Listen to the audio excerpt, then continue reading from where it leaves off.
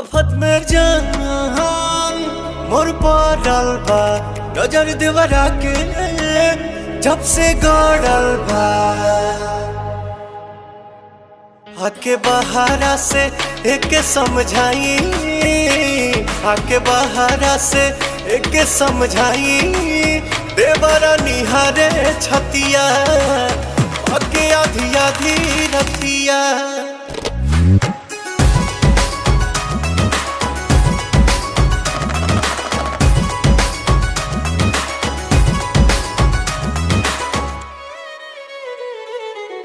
हमारे भइल बा अब दीवाना, लागता कि लूट ली सौसे खजाना।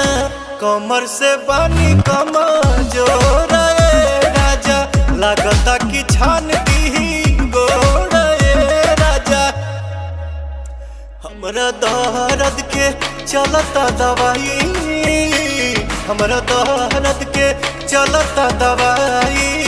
कैल चाहे चुमा चटिया आके आधी आधी रतिया।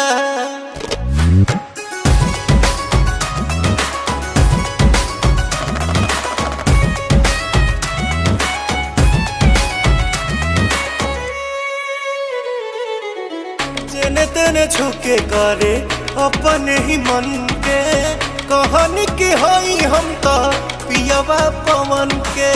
मन लेना बहुत गौतम राजा, करेला घाट हर दाम राजा।